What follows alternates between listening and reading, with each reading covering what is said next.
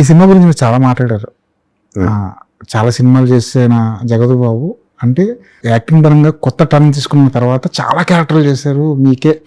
మీకే చాలాసార్లు థ్రిల్లింగ్ అనిపించవచ్చు, మీకే కొన్నిసార్లు మొనాటిని వచ్చేసి ఉండొచ్చు. ఇంత చూసిన జగపతి బాబు ఈసారి ఈ సినిమా గురించి మాట్లాడుతుంటే ఖచ్చితంగా ఇది ఏదో ఉంటుంది ఈ క్యారెక్టర్లో అన్న ఒక చిన్న కాన్ఫిడెంట్ సినిమాకి వెళ్ళే ముందు నాకు అనిపించింది. టోటల్గా చూసిన తర్వాత మీరు మాట్లాడింది చాలా తక్కువేమో ఈ క్యారెక్టర్ గురించి అనిపించింది నాకు. కథ చెప్తున్నప్పుడు కానీ బుచ్చిబాబు మిమ్మల్ని మోటివేట్ చేస్తున్నప్పుడు కానీ మీ ఇన్నర్ ఫీలింగ్ అంటే నిజంగా? First of all thank you అండి. మీరు చెప్పింది నాకు అంటే I connect with that.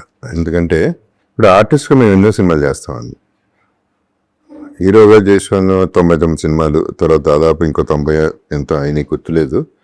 But నేను ఫస్ట్ నుంచి అంటే నాకు చిన్న భయం, గబుక్కని మాట్లాడాలంటే ఇప్పుడు భయం. ఎందుకంటే ఎక్స్ట్రా మాట్లాడితే అంత లేదు అంటే జగపతి బాబు కూడా ఓవర్ యాక్షన్ చేశాడు, ఎక్కువ మాట్లాడాడు అనేది రాకూడదు అనేది నా ఫీలింగ్. అందుకని అన్నాను. బట్ నేను మాట్లాడింది నిజం అయ్యిందండి. ఏదైనా నేను ఏది చెప్పినా అంటే ఇప్పటికీ అదే చెప్తా. సినిమా నేను చూసే ముందు చెప్పా, ఇప్పుడు చెప్తున్నా ఆడియన్స్ అందరూ చూసిన తర్వాత. I would say it could be the best character in my career, including the first innings మీ భాషలో. ఎందుకంటే అంతఃపురం ఏమైనా కనెక్ట్ అయితే అవుతా కానీ ఇప్పుడు ప్రమాణం సినిమాలు చేసే గాయం, శుభలగ్నం ఇవన్నీ ఓకే.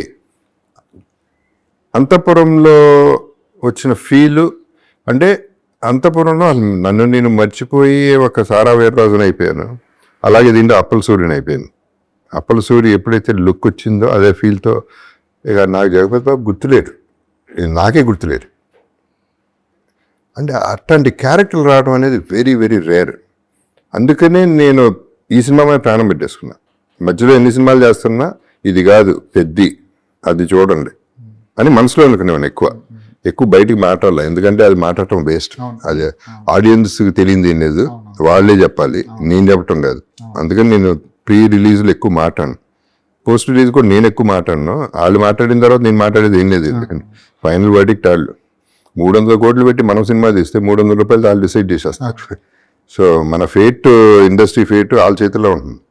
సో వాళ్ళు మాట్లాడుతున్నారు కాబట్టి వాళ్ళు మాట్లాడుతున్నారు. సో ఇనిషియల్గా చెప్పాలంటే, హానెస్ట్గా చెప్పాలంటే నేను ప్రీమియర్కి నేను డిసప్పాయింట్ అయ్యాను.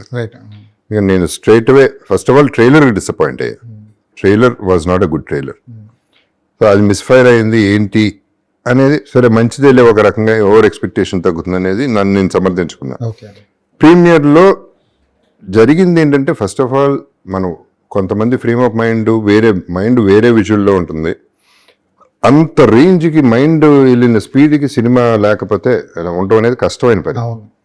కాకుండా రామ్ చరణ్, బుచ్చి ఎవరైనా కానీ సినిమాలో పోరాడాం గెలిచాం, కానీ వీళ్ళని పోరాటం సరిపోతుంది.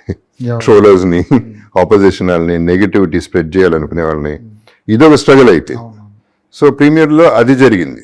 ఆ తర్వాత నుంచి ఫస్ట్ అంటే కావాలని బాగాలేదు అంటాం, కావాలని ఇష్టం, అదొక సేడిస్టిక్ ప్లెజర్ అదొకటి ఉంటుంది. సో ఆ ప్రాసెస్లో కొంత జరిగింది. But what I started liking about the whole thing is second day తర్వాత నుంచి బాగుందిగా సినిమా, ఎందుకు ఇట్ట అన్నారు, వీళ్ళు ఎందుకు ఇట్ట వాగారు, అనవసరంగా ఎందుకు మన ఇట్ట కన్ఫ్యూజ్ చేశారనే ధోరణిలో వెళ్ళింది. So that is what gave more confidence.